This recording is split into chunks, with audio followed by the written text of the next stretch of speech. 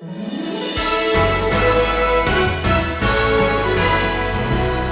quizás piensas que Dios ya no va a usar tu vida, que ya dejaste pasar esa oportunidad. Pero en esta historia vemos que, aunque el pueblo se detuvo por años, Dios no abandonó su plan. Mientras ellos dudaban, Él ya estaba moviendo reyes, preservando decretos, preparando el camino. Porque su voluntad no depende de nuestro ritmo ni del permiso de los poderosos. Dios sigue obrando y nos invita a unirnos a su obra, aunque a veces lleguemos tarde.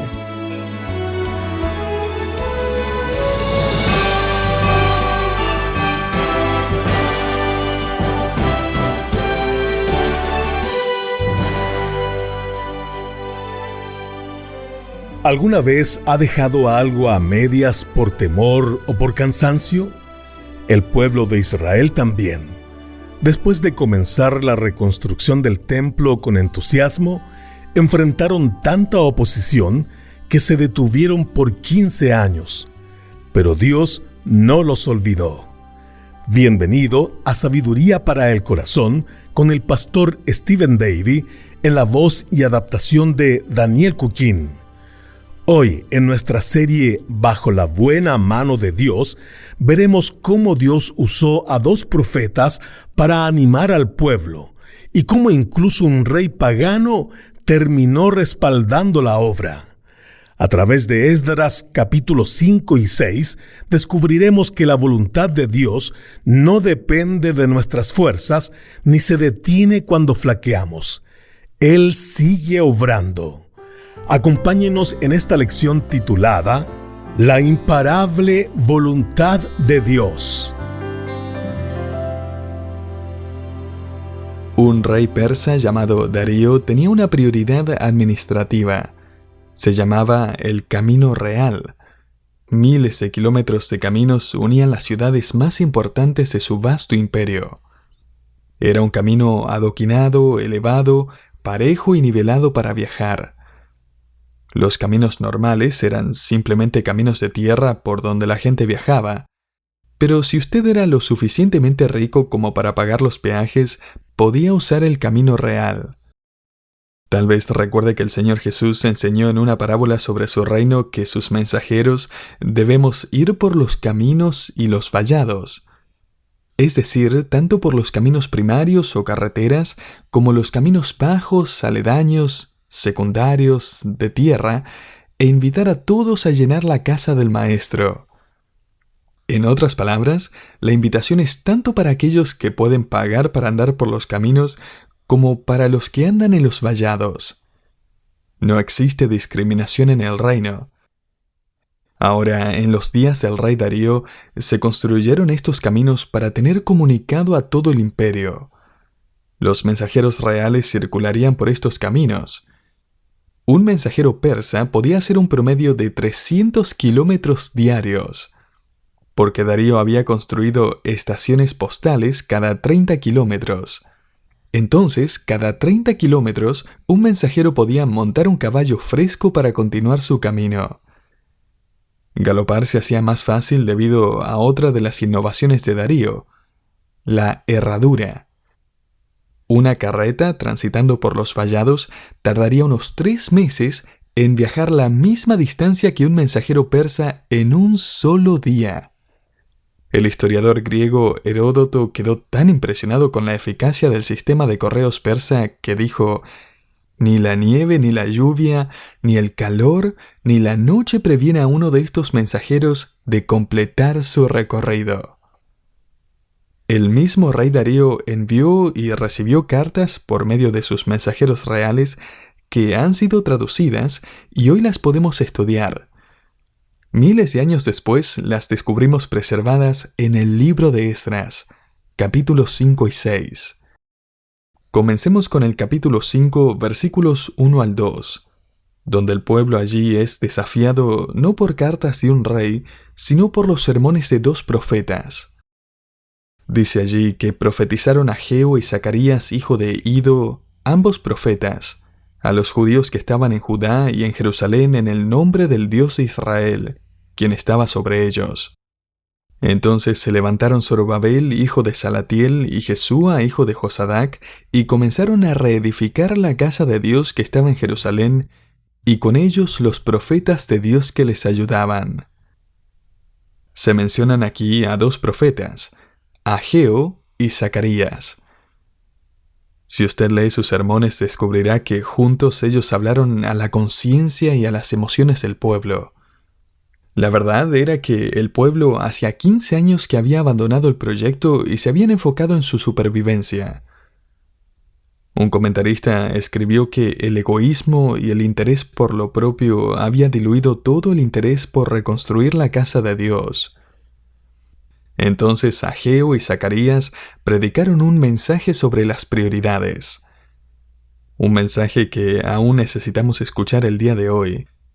El mismo Señor Jesucristo dijo en Mateo 6, versículo 33, «Mas buscad primeramente el reino de Dios y su justicia, y todas estas cosas os serán añadidas».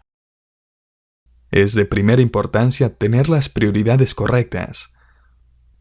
Otra cosa que hicieron los profetas fue proveer un ejemplo de comunión, al quedarse con el pueblo y ayudar con la reconstrucción del templo de Dios. Fíjese lo que dicen los versículos 3 y 4. En aquel tiempo vino a ellos Tatnai, gobernador del otro lado del río, y Setar-Bosnai, y sus compañeros, y les dijeron así: ¿Quién os ha dado orden para edificar esta casa y levantar estos muros? Ellos también preguntaron: ¿Cuáles son los nombres de los hombres que hacen este edificio? ¿Se imagina cuán intimidante debe haber sido eso? Queremos los nombres de cada una de las personas involucradas. Ahora fíjese en el versículo 5. Este es un versículo clave, ya que nos muestra cuál fue la motivación para avanzar en la obra. Fue el cuidado divino. Dice allí: «Mas los ojos de Dios estaban sobre los ancianos de los judíos, y no les hicieron cesar hasta que el asunto fuese llevado a Darío. Y entonces respondieron por carta sobre esto». ¿Qué significa que los ojos de Dios estaban sobre los ancianos de los judíos? ¿Acaso el ojo de Jehová no estaba con ellos 15 años antes, cuando enfrentaron la oposición? Sí, pero la diferencia es que ahora la gente se dio cuenta. En este momento ellos son motivados al reconocer el cuidado de Dios, y no van a dejar de trabajar por más que haya oposición. Y a propósito, el saber que el ojo de Dios está sobre usted, que Él lo ve a usted, que sabe todo acerca suyo, usted como creyente va a reaccionar de una de estas dos maneras. O va a animarlo, o va a traerle convicción de pecado. Un creyente que está luchando, cargado con circunstancias más allá de su control, se refugia en lo que dice el salmista en el Salmo 32, versículo 8, donde Dios dice: «Te enseñaré el camino en que debes andar, sobre ti fijaré mis ojos». Pero dígale a alguien que está en pecado que Dios lo está mirando, y desde luego que no le va a ser de ánimo. Cuando mis hermanos y yo éramos chicos, pasábamos cada viernes por la noche en un edificio en el centro del pueblo de Norfolk. Mi papá enseñaba la Biblia allí y mi mamá tocaba el piano. En aquellos días, las calles de Norfolk estaban llenas de marineros y pecado, en especial los viernes por la noche. Mis hermanos y amigos aprovechábamos que estábamos juntos para meternos en líos. Y una de las cosas que siempre hacíamos era trepar por la ventana del tercer piso, la cual daba al techo. Los edificios típicos del centro tenían techos de brea con piedras. Muchas veces agarrábamos unos folletos evangelísticos que parecían billetes de $5 y los tirábamos desde el techo para ver la reacción de la gente abajo. Justo enfrente de nuestro edificio había uno de esos cines para adultos. Nosotros esperábamos que algún marinero se acercara. Todavía recuerdo a un joven. Lo vimos llegar allí a la puerta de entrada y se detuvo, miró para todos lados antes de entrar, y cuando estaba por abrir la puerta le gritamos: «¡Te estoy mirando!». El pobre tipo casi se muere de un infarto. Nosotros lo considerábamos parte de nuestro ministerio. Dígale a un creyente que está viviendo en pecado, Dios te está mirando, cuando tiene una cita o un llamado telefónico que no debería, cuando se fija en el examen de su compañero, cuando inventa gastos para guardarse el dinero, Dios te está mirando y le va a dar gran temor. Pero el hecho de que los ojos de Dios están sobre nosotros debería ser una motivación, no algo que temer. 1 Pedro 3:12 dice, porque los ojos del Señor están sobre los justos y sus oídos atentos a sus oraciones. Eso es de tanto ánimo, querido oyente. Dios lo ve, Dios lo escucha. Él se interesa por usted. Ahora nos encontramos con la primera carta. Los enemigos de Israel entregan esta carta al mensajero persa. Este se sube a su caballo y galopa a toda marcha hacia Persia. En los versículos 6 al 8 encontramos la carta que llevaba dirigida al rey Darío, y dice: copia de la carta que Tatnai, gobernador del otro lado del río, y Setar-Bosnai y sus compañeros, los gobernadores que estaban al otro lado del río, enviaron al rey Darío. Le enviaron carta, y así estaba escrito en ella: al rey Darío, toda paz. Sea notorio al rey que fuimos a la provincia de Judea, a la casa del gran Dios, la cual se edifica con piedras grandes, y ya los maderos están puestos en las paredes, y la obra se hace deprisa y prospera en sus manos. ¿Quién dijo que nadie lo está mirando? Puede estar seguro de que alguien lo está mirando. ¿Se dio cuenta que acabamos de leer un reporte de los creyentes hecho por inconversos? Fíjese nuevamente en el versículo 8. Sea notorio al rey que fuimos a la provincia de Judea, a la casa del gran Dios. ¿Lo notó? Ellos no dicen la casa de un Dios, sino la casa de un gran Dios. Tienes que ver la casa que le están construyendo, la cual se edifica con piedras grandes, y ya los maderos están puestos en las paredes. Y ahora fíjese en esto, y la obra se hace deprisa. Esto no significa que el proyecto se está haciendo a las apuradas. La gente está haciendo la obra con muchísimo cuidado y meticulosidad, pero están trabajando mucho, y la obra marcha muy rápido. Finalmente se nos dice que su obra prospera en sus manos.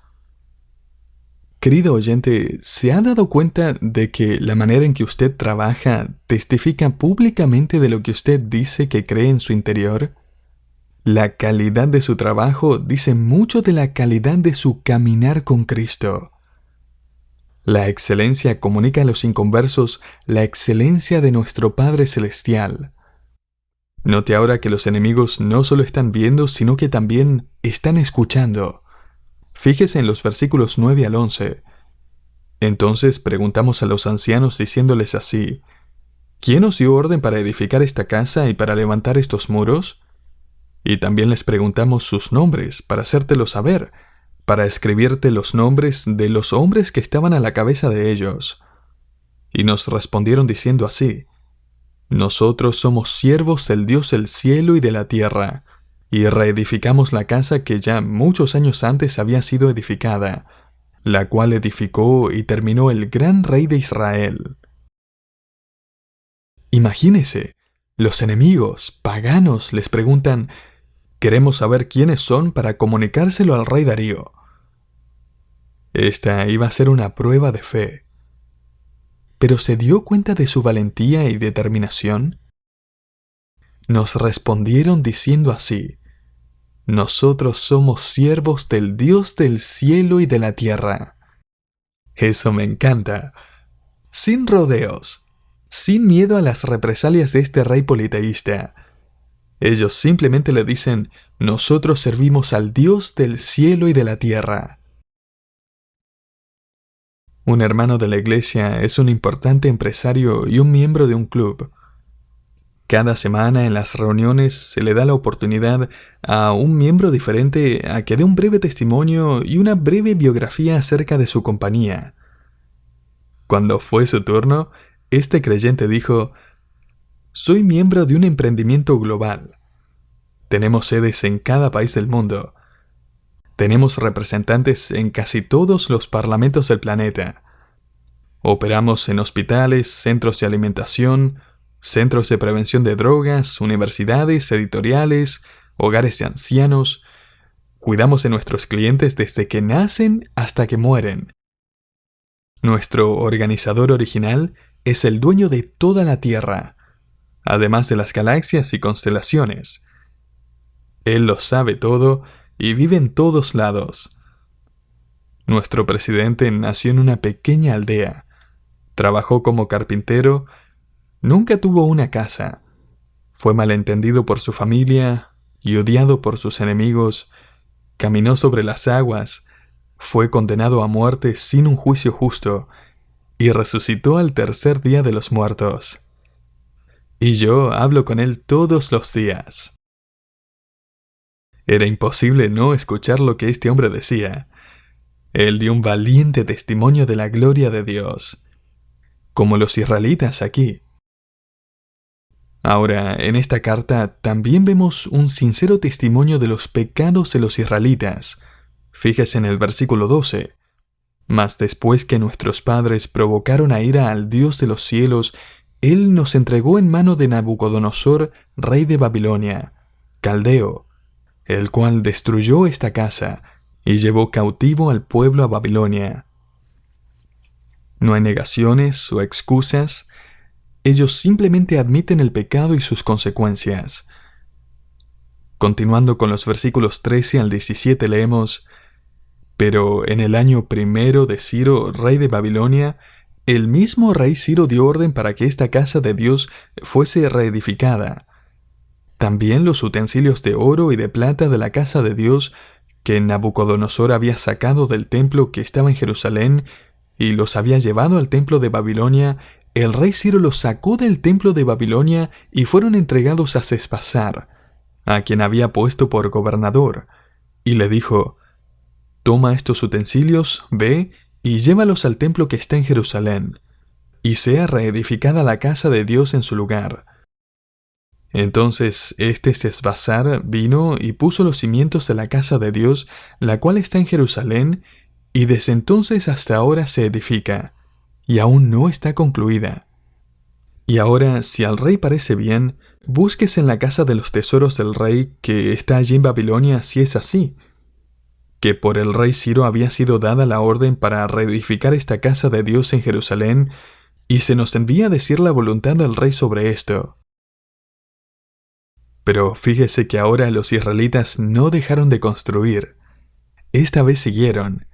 Fíjese ahora en el capítulo 6, versículos 1 al 3. Entonces el rey Darío dio la orden de buscar en la casa de los archivos donde guardaban los tesoros allí en Babilonia, y fue hallado en Acmeta, en el palacio que está en la provincia de Media, un libro en el cual estaba escrito así: Memoria.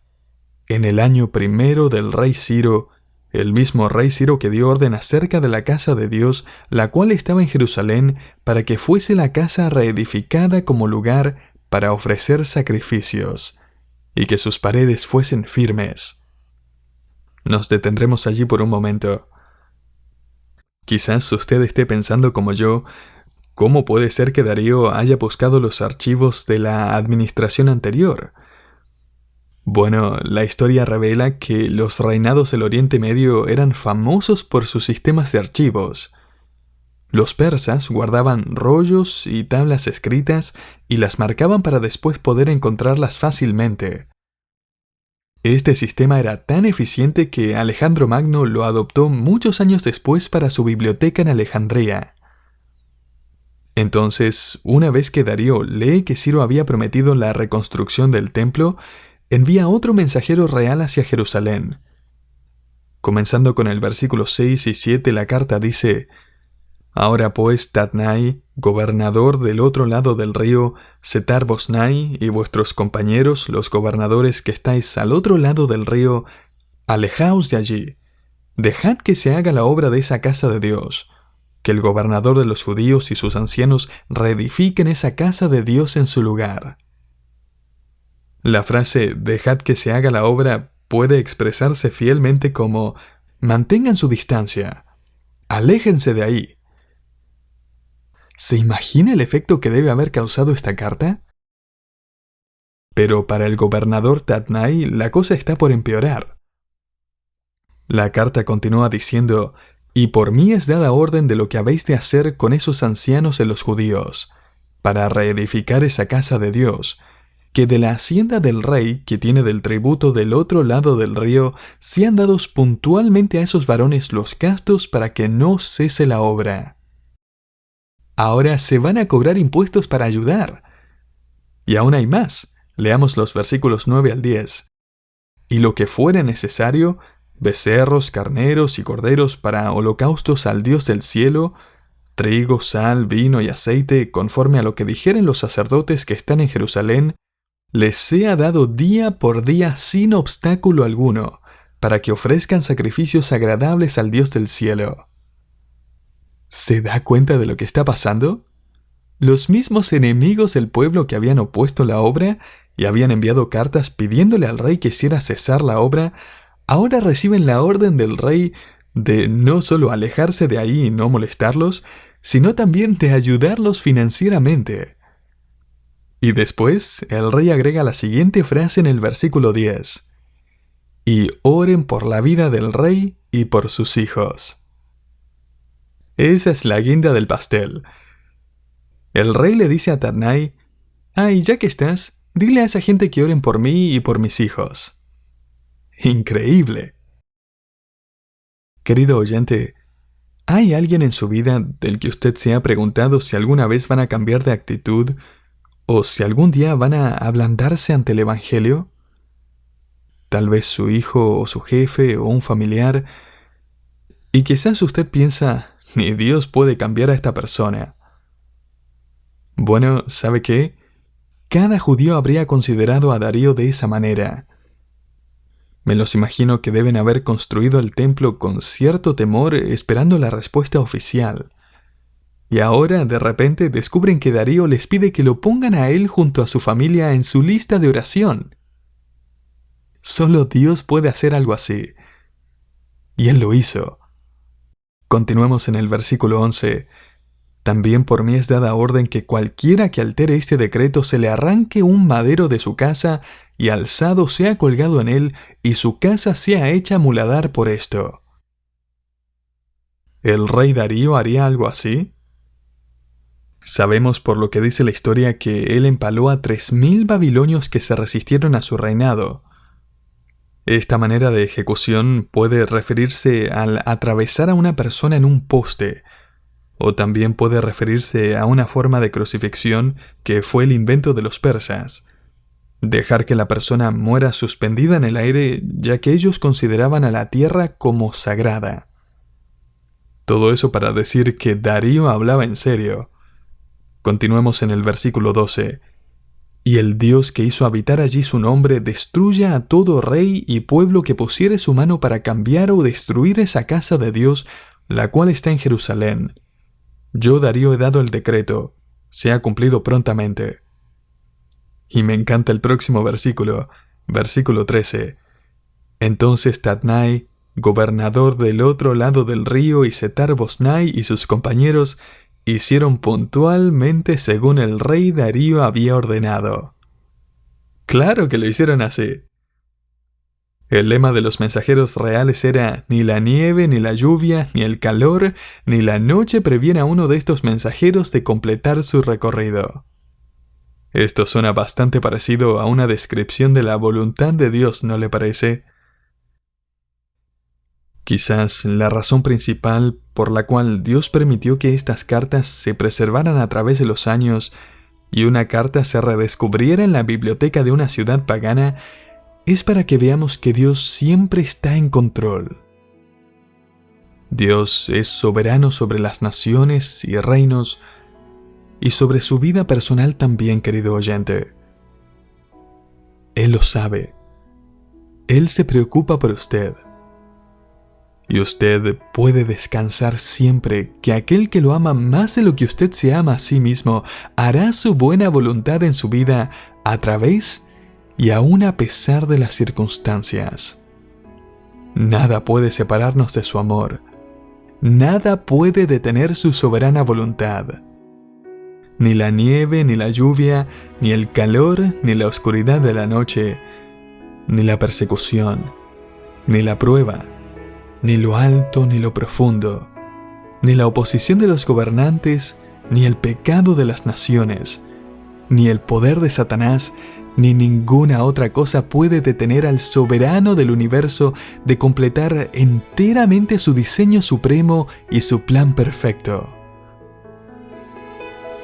Nuestra parte es sencilla. Simplemente debemos ser fieles.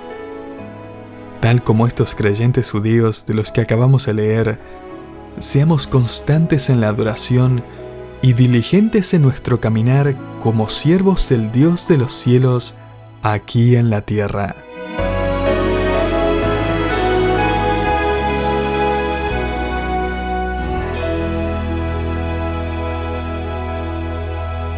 Cuando el pueblo dejó de construir, parecía que todo había terminado, pero Dios no había abandonado su plan.